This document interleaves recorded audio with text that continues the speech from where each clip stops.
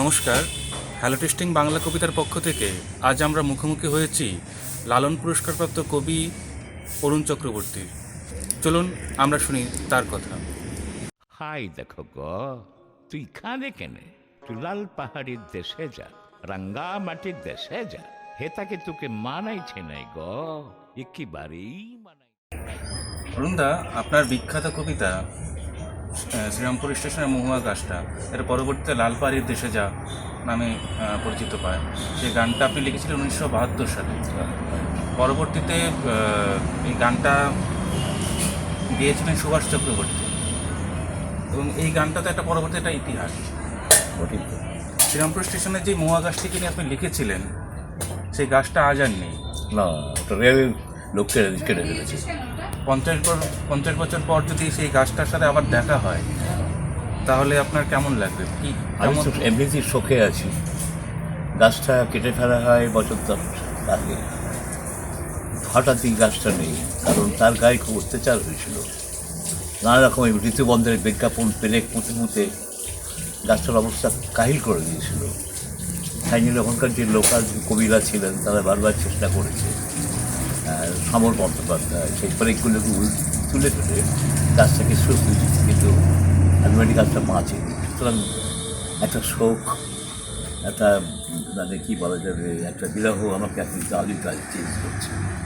আর যে গাছটা আমাকে বিখ্যাত করার জন্য জন্মেছিল, রাখা হয়েছিল, যত্ন করে বড় করা হয়েছিল, তারপর বিখ্যাত হওয়ার পর গানটা আপনিই চলে গেল। নৈরাচি মরেই যায়, একেবারে মরেই যায়। এই আমার ভাষণটা যেন সত্যিকার সত্যি হয়ে গেল। ইন্টারেস্টিং। মানে একটা আমি গাছ খুব ভালোবাসি, দীর্ঘদিন ধরে গাছ বাঁচাও আন্দোলন করেছি, চিপকো মুভমেন্ট করেছি। কালোয়ার হিমালয়ে যে বিখ্যাত মানুষ সুন্দরলাল বহুগুণাজি, যিনি চিপকো আন্দোলন শুরু করেছিলেন, গাছ বাঁচাও, গাছকে জড়িয়ে ধরেও আমাকে আগে কাটবো তারপর গাছ কাটবে, এই সহজ দর্শন। কিন্তু তারও আগে থেকে আমি গাছ নিয়ে ভাবনা করেছি। আমার প্রথম বইয়ের নাম অরণ্য হত্যার শব্দ, বুঝতে পারছি, ইকোজ অফ মার্ডারিং দ্য ফরেস্ট, 1968 লেখা।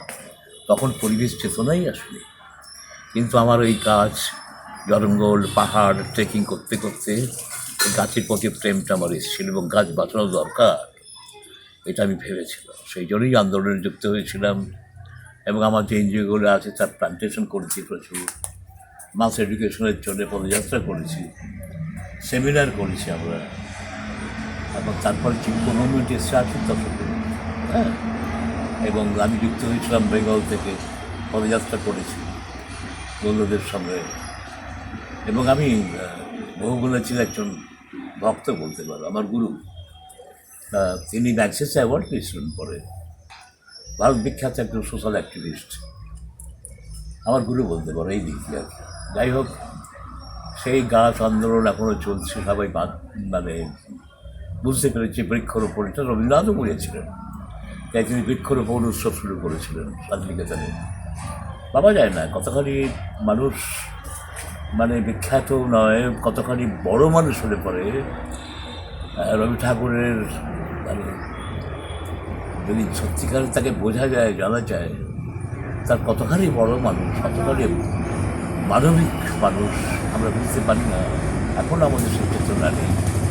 তিনিও হাঁটছেন, আমরাও হাঁটছি, আমরা কেবল বেঁচেই যাচ্ছি, আমরা বেঁচেই যাচ্ছি। এর কবিতাও আছে আমার, যাকে সেই থেকে শুরু হয়েছে। আমি বৃক্ষরোপণ যখন কলকাতার সেজুতি আছে, আমি তার প্রেসিডেন্ট, সেটা বৃক্ষরোপণ করেছি আমরা শান্তিনিকেতনে, কলকাতায় বৃক্ষরোপণ করেছি, এবারেও করলাম। তারপর আমাদের যে ইয়ে আছে, ওই পুরুলিয়া একটা পড়শি বলে এনজিও আছে, সেখান থেকেও করা হয়েছে। যেখানে আমি চাই, আমি ওই যে গানটার জন্য আমাকে জাতীয় পুরস্কার দেওয়া হয়েছিল, সেই গানটাও গায়ে গিয়ে শোনাই হয়েছে, গাছমোনার গান। তুমি শুরু করা যায় নাকি? হ্যাঁ, তা ওদের দুখানা ছিল, ধ্রুব ছিল, যার বলে না হরিবোল হরিবোল, সেই ধ্রুব দেয় গানে, ধ্রুব ছিল। ওটা হচ্ছে একটি গাছ একটি প্রাণ, গাছ লাগান প্রাণ বাঁচান, one life one tree, save life save tree. তারপর কবিতাটা শুরু হচ্ছে, আয়েলো টুসু আয়েলো, গাছ গুনতে যাইলো, গাছের পিরিত ভগবানের দান, ও পিরিতে বাইছে মোদের প্রাণ। পিরিত লিপ পিরিত দিব, গাছ কাটতে নাই দিব, গাছের পিরিত ভগবানের দান, ও পিরিতে বাইছে মোদের প্রাণ। পিরিত লিপ পিরিত দিব, মানুষ হইতে নাই দিব, গাছের পিরিত ভগবানের দান, ও পিরিতে পাইছে মোদের মান। এই সহজ গান কীভাবে যে মানে মানুষের মধ্যে একটা প্রেরণা জগিয়েছিল। যখন জাতীয় পুরস্কার দেওয়া হলে আমি দিল্লি গিয়েছিলাম, সেটা ছিল 5 জানুয়ারি 1992, বিশ্ব পরিবেশ দিবস। তা প্রেসিডেন্ট অ্যাওয়ার্ডটা দেওয়ার কথা ছিল, কিন্তু তখন ওই যেহেতু 5ই জুন বিশ্ব পরিবেশ দিবস, তখন যে প্রধানমন্ত্রী ছিলেন ভারতবর্ষের, তিনি ব্যস্ত ছিলেন বিদেশি কিছু গেস্টদের নিয়ে। ছিল আমাদের যে কমলনাথজি, উনি ছিলেন পরিবেশ মন্ত্রী, উনি আমার অ্যাওয়ার্ডটা দিয়েছিলেন। এবং সেখানে সবাই বলছে বাংলা গান ঠিক বাংলাও নয়, এটা কি যাবে, এটা আদিবাসী আঞ্চলিক ভাষা। তখন অনেকে বললো একটা হিন্দিতে অনুবাদ করলাম, ইংরেজিতে অনুবাদ করে বলালো না, রস থাকবে না। আমি তখন শুনে গানটা গিয়ে দিলাম, তারপরে সেই তো হয়েছে গানটা। যতগুলো সমস্ত ভারতবর্ষে আর কবিরা এসেছিলেন প্রায় 28টা স্টেট থেকে, মানে তো ওই কেন্দ্রশাসিত অঞ্চল সমস্ত নিয়ে সারা ভারতবর্ষের কবিরা এসেছিলেন, প্রায় 350 কবি। 5টা ক্যাটাগরি ছিল, কার্টুন ছিল, শর্ট ফিল্ম ছিল, গান ছিল, স্লোগান ছিল। হ্যাঁ, সেখানে আমি গানে আর স্লোগানে একটি গাছ একটি প্রাণ, এই স্লোগানটা আচ্ছা অরুণদা, শুধু কবিতা বা গানে তো আপনি শুধু থেমে থাকেননি, নানান সামাজিক উন্নয়নমূলক কাজও করেছেন। আছে তো, আমার পড়শি বলে একটা আমার আছে, এনজিও আছে, আর বিভিন্ন ক্লাবের সংস্থার সঙ্গে আমি যুক্ত। ব্লাড ডোনেশন ক্যাম্প 20 তারিখে একটা ছিল। হ্যাঁ, সুতরাং আছে, যুক্ত হয়ে আছি আর কি। কারণ সমাজ, মানুষ আর সমাজ নিয়ে আমার চিন্তা ভাবনা, আমার লেখালেখি। অরুণদা, একটা জিনিস, এটা উল্টো দিকে বলছি যে আপনি তো ইঞ্জিনিয়ার ছিলেন, এই যন্ত্রপাতি থেকে হঠাৎ বাউলের দিকে ঝুঁকে গেলেন। খুব ভালো প্রশ্ন। আর আমি দেখলাম কবিতার সঙ্গে ইঞ্জিনিয়ারিংয়ে কোনো সংঘর্ষ নেই, কোনো বিভাজন নেই। কবিতাও বিজ্ঞান, ইঞ্জিনিয়ারিংটাও বিজ্ঞান। ইন্টারেস্টিং দেখো। হ্যাঁ, তখন হলো না ছুটি, দুলে ওঠে মোরগের ছুটি, বেলা যায় বুকে রক্তপাত, বাগানে কি ধরেছিলে হাত। এই শক্তির 4টে লাইন আমি শুনেছিলাম 70 সালে, কিন্তু মাথার মধ্যে ঢুকে আছে। তো হাত শব্দটা হ, আ আর ত, 3টি বর্ণ নিয়ে হাত। হাত শব্দের একটা ভাইব্রেশন আছে, হয়ের একটা ভাইব্রেশন আছে। এই যে V1 ধরি, আ V2 ধরি, ত V3, V1 plus V2 plus V3, 3টি ভাইব্রেশন নিয়ে হাত হচ্ছে। পরিষ্কার অঙ্ক। কোন দল ফুটবল খেলে গেল বল বল, 1 2 3 4, 1 2 3 4, ইন্টারেস্ট দিলে। আর কবিতা আমি বাচ্চা বয়স থেকে লিখতাম, বাবা লিখতেন আর পুড়িয়ে ফেলতেন, ওটা ভাবতাম ব্যাপারটা। তখন ওই বাবার সঙ্গে একটা মায়ের সংঘর্ষ ছিল। এত মানে সংসারে যুদ্ধ করতে করতে মা হাতিয়ে উঠেছিল যে একটা কবিতার রস থেকে বঞ্চিত, যেটা বাবা খুব কষ্ট পেয়েছিলেন। যাই হোক, কিন্তু বাবার সেই অদ্ভুত রূপটা আমি দেখেছি। এবং কবিতা আমারও এরকম হয়েছিল, পুড়িয়ে ফেলি মাঝামাঝি, কিন্তু আছে, রাখা হয়েছে। যার ফলে কবিতা কিছু বই বেরিয়েছি, কবিতা কিছু আছে আর কি। তো কবিতাটা ব্যাপার, বুঝতে পেরেছি। আর ইঞ্জিনিয়ারিং সঙ্গে কবিতায় কেন এলাম, আমার এক মাস্টারমশাই ছিলেন, তার নাম নন্দদলাল চট্টোপাধ্যায়। কানাইলাল দত্তের নামে একটা স্কুল আছে, চন্দ্রনগর কানাইলাল দত্তের বিদ্যা মন্দির। তা সেখানে মাস্টারমশাই ছিলেন নামজন বিখ্যাত ফ্রিডম ফাইটার নন্দদলাল চট্টোপাধ্যায়। তিনি বাংলা পড়াতেন। তা তিনি বাংলা পড়ানোর সময় আমি তখন জানতে পারি, দ্যাট ওয়াজ 1960-62, ওই সময়টা গীত গোবিন্দের কথা জানতে পারি, কবি জয়দেব। তো কবি জয়দেব হচ্ছে এমন একজন কবি, দ্বাদশ শতাব্দী, আজ থেকে 850 বছর আগে। তার সেই গীত গোবিন্দ একটাই কবিতা, ইট ওয়াজ, আমি যেটা প্রথম বললাম, এটাকে ডিফাইন্ড পর্নোগ্রাফি বলতে পারি। রাধা কৃষ্ণের মধ্যে মিলন, তাদের যে বিরহ, অনুরাগ, বিতরাগ, স্পর্শন, ধর্ষণ সব মিলিয়ে যে লীলা, সেইখানে কবি জয়দেবের একটা জায়গা আছে, সেটা হচ্ছে দশমদার তত্ত্ব।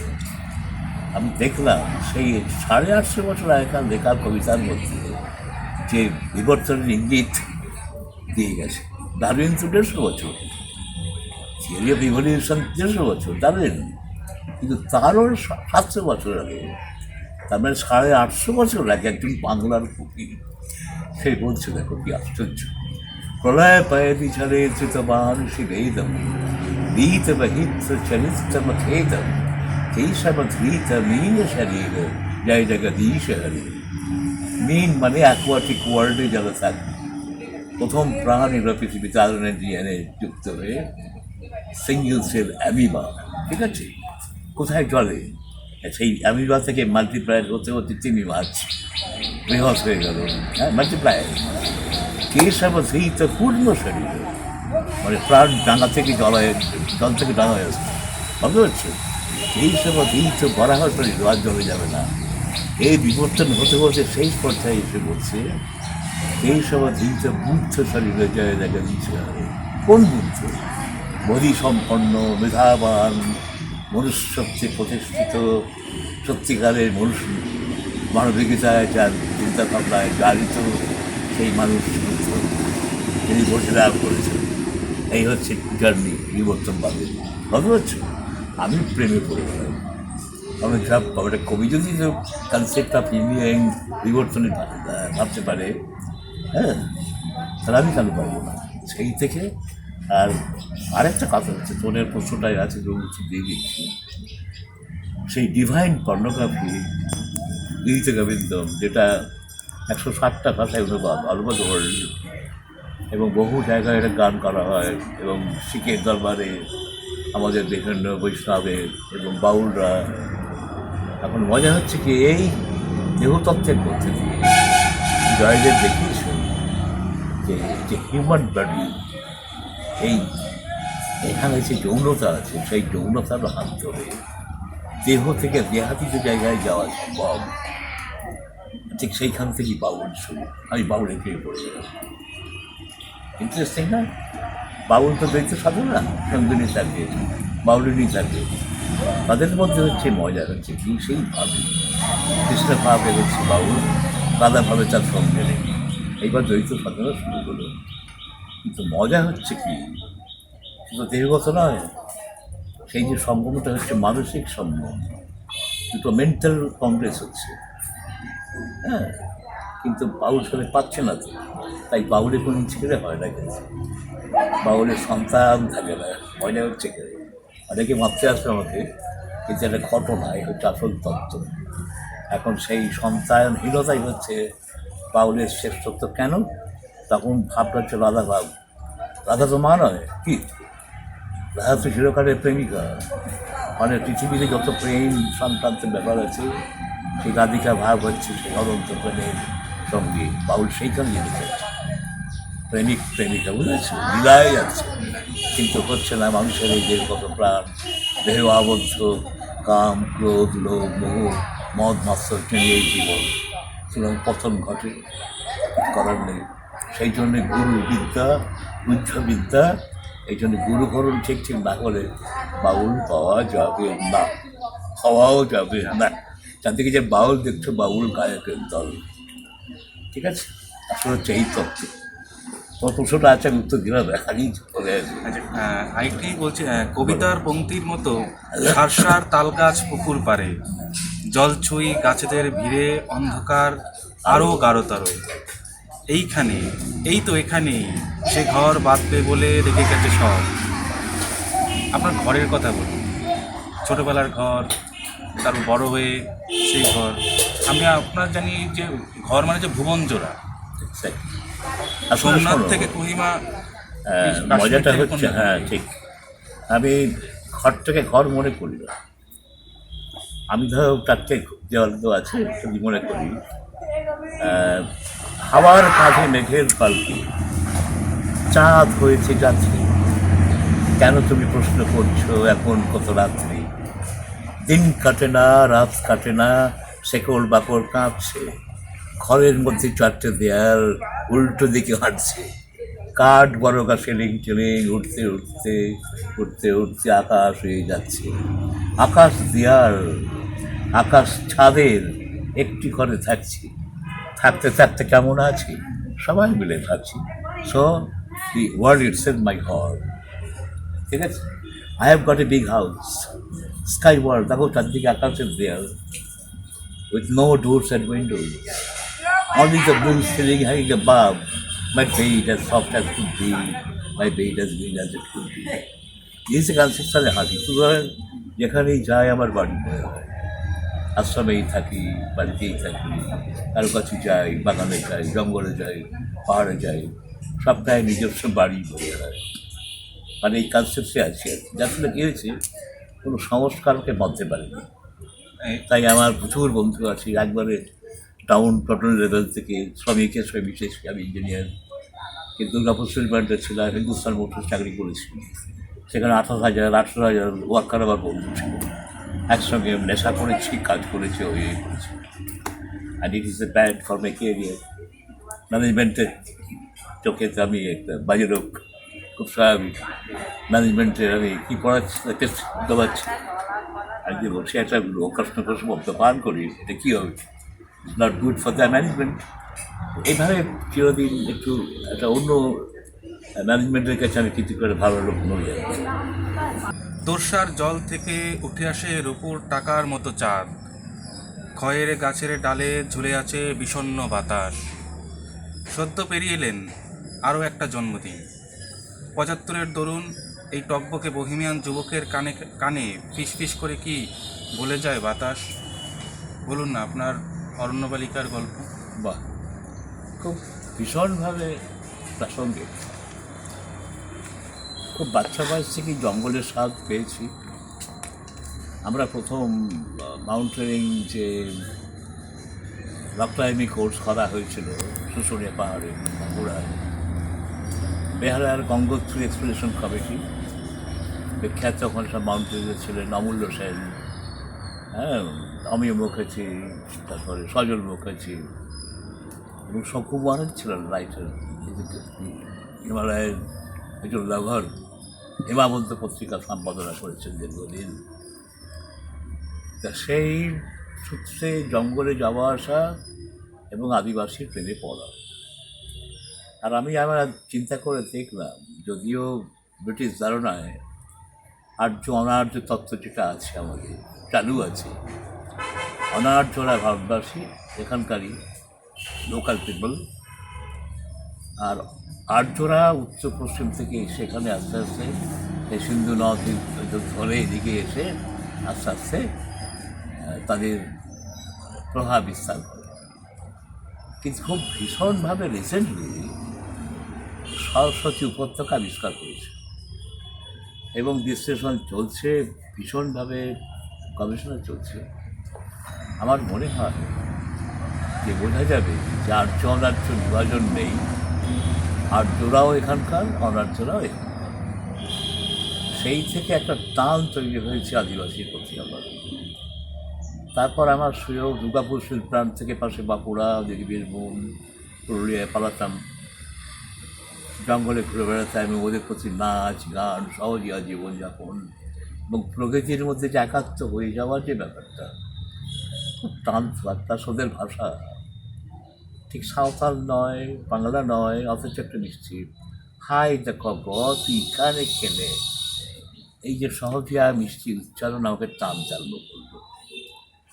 স্বভাবতই আমি দিকু, মানে অসাঁওতাল, ওদের কাছে যাওয়ার ইসে, হ্যাঁ, এমন মুসলমানরা বলে কাফের, এরা বলে দিকু, মানে অসাঁওতাল।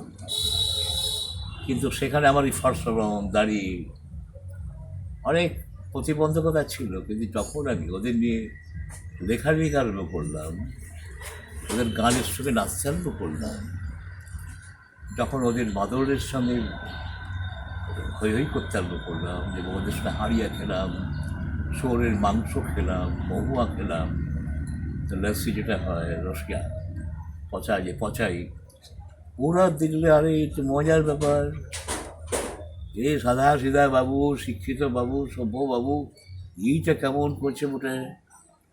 তখন আস্তে আস্তে দীর্ঘদিনের চেষ্টায় ওদের একটা আপন করে নিল আমাকে, তখন আমাকে অ্যালাউ করলো ওদের সঙ্গে যাওয়ার, বিএসসি নেমন্তন্ন করলো। নর্থ বেঙ্গলে বহুদিন আমি ছিলাম, যে কবিতার উৎস, প্রসার, তারপরে আমাদের আসতেই করলা, যে মহানদী, অনেক নর্থ বেঙ্গলে নদীরা আছে। সেখানে চা বাগান, যেটা নর্থ বেঙ্গল যে বিন্নাগুড়ি অঞ্চলে, সেখানে আমার কিছু ইঞ্জিনিয়ার বন্ধু কাজকর্ম করতো, কনস্ট্রাকশনের কাজ, তাদের নেমন্তন্ন করে পেয়ে আমরা গেলাম ওই বিন্নাগুড়ি অঞ্চলে। সেখানে অজস্র সাঁওতাল, মানে ওই চাকমা ছিল, কুর্মী ছিল, সাঁওতাল ছিল, তারা নিয়ে সে এসে সব কাজকর্ম করতো। ভোরবেলা আসতো, সারাদিন খাটতো, বিকেলে চলে যেত একটা দল বেঁধে। তা সেখানে একটা ওদের বিয়ে দেখার খুব শখ হয়েছিল আমার। তা সেই বিয়েতে নেমন্তন্ন করেছিল এবং অবাক হয়েছিল আমাদের সেখানকার সব ইঞ্জিনিয়ার ভদ্রলোকের দল, যাবেন না, আপনি খুন হয়ে যাবেন, এরা খুব পিশাচ, অমুক তমুক বন্য প্রাণী, হ্যাঁ এরা সুখেতেই। কিন্তু আমি সাহস করে গিয়েছিলাম এবং সারা রাত ওদের সঙ্গে নেচেছি, খেয়েছি। সে একটা অসাধারণ পরিবেশ এবং চাঁদ, দুপুর টাকার মতো চাঁদ একটা আকাশে তখন ঝলমাল করছে, ইন্টারেস্টিং। এই সূত্রে আমার তো নানা রকম ব্যাপার আছে। সেটা হচ্ছে কি, আমি একটা থিওরি বিশ্বাস করি, যেটা আমার নিজস্ব। যে কোনো সৃষ্টির পেছনে একটা বিজ্ঞান কাজ করে, তিনটে ফেজে বিজ্ঞানটা হয়। যে কোনো সৃষ্টি, কবিতা, গান, নাটক, কোনো ভালো কালচার, হ্যাঁ, প্রবন্ধ, উপন্যাস, একটা নিউক্লিয়েশন সাইট থাকে। তা আমার সেই নিউক্লিয়েশন সাইটে আদিবাসী। যেমন রবীন্দ্রনাথের গীতাঞ্জলি, একটা বিখ্যাত বই, আমাদের নোবেল পাওয়া বই একজন। তার নিউক্লিয়েশনটা কি, একটা গীত, গান। কাকে? রবীন্দ্রনাথ সিং, আমি আমার মাথা নত করে দাও হে তোমার চরণ ধুলার তলে। সে ডিভাইন পাওয়ার, জীবন দেবতা, হ্যাঁ, তাকে তিনি তুমি বলে সম্বোধন করছেন, সমর্পণ করছেন। কী দিয়ে? গানের অঞ্জলি দিয়ে, গীতাঞ্জলি, তাই তো। রামায়ণ নাম থেকেই বোঝা যাচ্ছে যে রাম কোনো মানুষ, তাকে নিয়ে একটা কিছু বড় টলা হবে। পিকাসোর বিখ্যাত ছবি গুয়ের্নিকা, একটা গ্রামের নাম হলো কেন? তার নিউক্লিয়েশন সাইট হচ্ছে গুয়ের্নিকা। সেখানে ফ্যাসিস্ট অত্যাচার করে, সারা গ্রাম ধ্বংস করে, হত্যা করে লুটপাট করেছিল। বিধ্বস্ত গ্রাম থেকে পিকাসো এঁকেছিলেন গুয়ের্নিকা, ছবির নামও দিলেন। বিখ্যাত ছবি, বিখ্যাত ছবি, নাম হলো গুয়ের্নিকা, নিউক্লিয়েশন সাইট। তারপর নিউক্লিয়েশন সাইট, তারপর গ্রোথ প্রসেস, আলটিমেটলি ট্রান্সমার্কেট করে in the form of poetry, paintings, sculpture, drama, etcetera etcetera. বুঝতে পারা গেল? এটা এন্টায়ারলি মাই থিওরি। এটা আমার এই 58 বছরের কাব্য জীবনের অভিজ্ঞতা থেকে এটা আমার পাওয়া। তো সেক্ষেত্রে সেই যে অরণ্য বালিকা, নিউক্লিয়েশন সাইট, সেই চেতনা আমার মধ্যে আছে এবং প্রচুর সাঁওতাল মেরেও ভালোবাসে। তার সঙ্গে ধরে নেচেছি, যেমন সলিম গাঙ্গুলির বউ সাথী বৌদির সঙ্গে নেচেছি, সলিমদার সঙ্গে নেচেছি, সুভাষ ভগবতের সঙ্গে নেচেছি, শক্তির সঙ্গে নেচেছি, অরণ্য বালিকার সঙ্গেও নেচেছি। এবং সেই চেতনার ছাপ পড়েছে আমার কবিতায়। সেই কোনো একটা মেয়ে আমায় প্রশ্ন করছে, গাছ, মহুয়া গাছ, শ্রীরামপুরী সালে 72 সালে লেখা, কিরকম ছাপটা আছে দেখো। এই যে আদিবাসী ভাষার মধ্যে যখন মহুয়া গাছটা দেখলাম, যে গাছটা এখানে কেন, লাল মাটি দেশের গাছ, আমাদের এখানে প্রচুর ধান হয়, আলু হয়, প্রচুর আম হয়, হুগলি জেলা একটা উর্বর মাটি, আর রুখা শোখা মাটির দেশের গাছ মুখ এখানে কেন? ফিট ঠিক মিটছে না আমার মতো। আমি ডাক্তার হতে চেয়েছিলাম, হয়ে গেলে ইঞ্জিনিয়ার, ঘন্টা হলো, কবিতা লিখে যাচ্ছি, তাই না? এই মিসফিটনেসটা টেস্ট করছে। যখন গাছটা দেখলাম তখন সঙ্গে সঙ্গে মহুয়া গাছ সাঁওতালদের প্রিয়, বনবাসীদের প্রিয়, তার ফল খায়, ফুল দিয়ে মদ তৈরি করে মহুয়া হয়। কি মজার ব্যাপার, যখন গাছে যদি প্রশ্ন করছে আমাকে, হাই দেখো গো তুই খানে খেলে, লাল পাহাড়ির দেশে যা, রাঙ্গামাটির দেশে যা, এটাকে তোকে মানাইছে নাই গো, একেবারেই মানাইছে নাই। এই চাইতে বিশ্বত্ব এ তো বালিকারই বলতে হতো। তেমন প্রেম না পেলে আমি কিন্তু উত্তর করতে পারতাম না। অরণ্য বালিকা আমার কাছে আছে, আমার মনে আছে। মাঠ কুড়াতে বেলা চায় মা, মা গো, পেটের মধ্যে বড্ড আগুন, সিধা থাকতে যে রেগ নাই, রাত বেরিতে ঘুম খাইতে চায়, চাঁদের শাড়ি বন লুটায়, বন দেবীটার দয়া নাই, পিয়াল পাকা ডিংলা সিঝা, কলমি পাতে একটু নিমক পাতে দেওয়া, আগুন জোড়ায়, পৃথিবীটা বড় বাতান, হুই যে থাকে আকাশ শেষ, এত বড়, আরো বড়, কিনার নাই, বড় মানুষ ছোট মানুষ সবাই কুড়ায়, মা, মা গো, বল না কেনে মুদের পেটে ভাত নাই, ই বাথানটু কাদের বটে, মুদের লয় টুয়ার লয়, কারে জিগাই, মাঠ কুড়াতে বেলা যায়, মা, মা গো। দেখো বালিকা কীভাবে মাতৃরূপে প্রকাশিত হলো। গো হ যহবার হবে গো, যহবার হবে, কালো বিটি ছাড় মন মরিছে, গলায় মালা দিবে গো, গলায় মালা দিবে, প্রেমিকা ভাব, বুঝতে পেরেছো? সুতরাং অরণ্য বালিকা আমার মধ্যে আত্মস্থ হয়ে আছে। কীভাবে প্রকাশ হবে কিন্তু আমি জানি না। তারপর বাউলটা বলি, বাউলের ব্যাপারটা যেটা বলেছি আমি, আমার বিখ্যাত আমাদের মাস্টারমশাই রাম নন্দলাল চট্টোপাধ্যায় এবং বাউল কেন্দ্রী মেলা, কবি জয়দেব, সেই বাউল তত্ত্ব খুঁজতে খুঁজতে বাউলের সঙ্গ এবং আশ্চর্যভাবে বাউলদের ভালোবাসা, তাদের রক্ষণাবেক্ষণ, তাদের পাশে থাকা, একসঙ্গে বসবাস করা, বাউল চেতনায় অভ্যাস করতে করতে বাউলদের নিয়েও কবিতা লিখেছি আমি। ঠিক ঠিক বাউল জানে পাখির ঠিকানা, এখানে দেখতে বাউল, শুনতে বাউল, জবরজমের কারখানা, রং রঙিলা নাচন কদন, রঙ মাদারির নায়খানা, এখানে দেখতে বাউল, শুনতে বাউল, জবরজমের কারখানা। এই যে ব্যাপারটা, আর একটা কবিতা লিখেছি কালিকা প্রসাদ, যেটা খুব ভীষণভাবে বিখ্যাত, সেই গবেষক মারা গেল, খুব তাড়াতাড়ি চলে গেল, সেটা আমাকে নিয়ে ডক্টরেট করছে, আরম্ভ করে দিয়েছে। লালপাহিটাকে শুনে সে কী বলেছে বলছি। তো যাই হোক, সেই চেতনায় কিন্তু বাউল এসেছে আমার মধ্যে আছে। আরও যে বলছি কালিকা প্রসাদ যেটা বলছি যে, অরুণদা তুমি কি লিখেছো জানো না, লালন যে বিখ্যাত সেই গানটি লিখেছিলেন যে, খাঁচার ভেতর অচিন পাখি কেমনে আসে যায়, দেহ খাঁচায় প্রাণ পাখি কীভাবে ঢুকেছে লালন জানতে পারছে না, জানতে পারলে মনও বেরিয়ে দিতাম পাখির পায়ে। আর তারপরে আমার গানটা হচ্ছে, পাখি ধরো মন, সেই পাখিটা তুমি হও।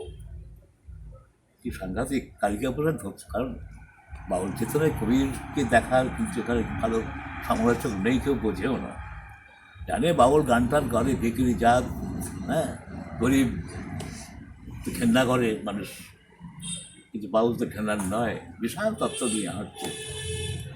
তা সে বললে, অরুণদা যে পাখির খবর লালন খুঁজছে তুমি তাকে ধরতে বলছো, তাই আর একটা মহান সৃষ্টি তুমি রেখে গেলে, মানুষ আজ না বুঝুক পরে বুঝবে, পাখি ধরো, পাখি ধরো, পাখি ধরো মন, পাখি আপন, পাখি স্বজন, পাখি রসের বৃন্দাবন, পাখির পালক নাই, ডানাও নাই, পাখি রোমে দিন বিতায়, মানে নাইয়ে পুরা মন, পাখি ধরো মন। এটা গানও হয়েছে, গাইছে মানুষ, ভালো লাগছে।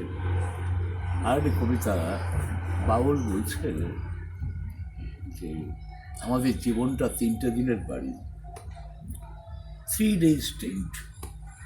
ঠিক সেই জন্যে কেঁদুলি মেলা 3 দিনের হয়, যাকে অনুসরণ করে রবীন্দ্রনাথ শুরু করলেন পৌষ মেলা 3 দিনের মেলা। সুতরাং আর আমাদের জীবনটা 3 দিনের। প্রথম দিন শৈশব, দ্বিতীয় দিন যৌবন, তারপর বার্ধক্য, তারপর হোমফর্ট। যাও, ফুটে যাও, তোমার আর কোনো স্থান নেই। সুতরাং সেই 3 দিনের বেলা, 3 দিনের জীবন, আজ 3 দিন যাকে খুঁজছেন তিনি আসবেন, গান গাইবেন। এই আল ভাঙা খোলা মাঠটায় তিনি হাঁটবেন, হাঁটু জল ভেঙে তিনি নাইবেন, সূর্যরজ মেঘে তিনি নাচবেন। আজ 3 দিন, শুধু 3 দিন তিনি অচিনি পাখায় উড়বেন। এই থই থই হিমবন্যায় এক তার মাথালাও খোলটায় সুর তুলবেন। তিনি সোলার জাহাজে ডুববেন, তিনি পাথর জাহাজে ভাসবেন। যার চোখ আছে তিনি চিনবেন, এই কেজুরির রং বাজারে রাজা আসবেন, গান গাইবেন। সেই আত্মা পরমাত্মা জীবাত্মার যে মিলনে যে স্থিতি অবস্থান, সে একবারে কি বলা যাবে, মানুষের ইনার এলিভেশনের শেষ যে স্তর, সেটাই রাজা। সে যেখানে যেতে পারে, সে আনন্দময় সত্তা, সেই পুরুষ বা নারী যেই হোক, ভাবা যায় না, না কি সুন্দর। এখন আমরা তো কী বলবো, হেম দুর্ভাগা দেশ লাইনটা রবীন্দ্রনাথ এরকম বাজে লাইন কিন্তু লিখতে বাধ্য হয়েছিলেন। তিনি জানতেন এই দেশ বড় দুর্ভাগা দেশ, সেই উপলব্ধি হয়েছে। এখনও জানি না, আমরা এখনও নিজেরা মারামারি করছি, দলিত নিয়ে ভাবছি কোথায় মনুষ্যত্ব। একটা মেসেজ দিই, কে যে বড়, কে যে ছোট, কি যায় কি আসে, কে যে হিন্দু, কে যে মুসলমান, কে যে জৈন, কে যে খ্রিস্টান, কি যায় কি আসে। এসো আমরা মানুষ হয়ে মানুষ দেখি আমাদেরই চারপাশে। সুতরাং এই মনুষ্যত্ব আমাদের যেতেই হবে, তাহলে আমার কোনোদের স্থান নেই। তাই আমি বলছি, বাউলিজম পৃথিবীর মানুষের সেই আশ্রয়। আমি যে পা বাড়িয়ে আছে তোমার দুঃখ খাবো বলে, ভাঙা শানকে পেতেই আছে তোমার দুঃখ খাবো বলে। সিঁড়ি ভাঙার শব্দ তো নেই, ভাঙা সিঁড়ি আমার ক্লান্তি খুঁটে খাবে, সে সময় তো আর বসে নেই। আমি যে পা বাড়িয়ে আছি তোমার দুঃখ খাবো বলে, ভাঙা শানকে পেতেই আছে তোমার দুঃখ খাবো বলে। আমি যে হাত বাড়িয়ে আছি তোমার সঙ্গে যাব বলে।